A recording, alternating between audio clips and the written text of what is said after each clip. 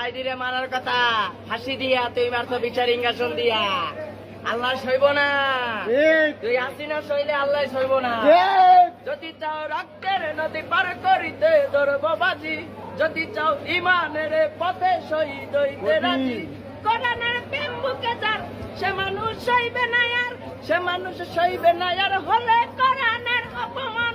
যাবে রে আমার মুসলমান, ও যাবে রে আমার মুসলমান। যদি চাও মুসলমানের হৃদ গভীরে চলবে এখন, তবে তুমি জেনে নাও দহন তোমায় ধরবে দ্বিগুণ।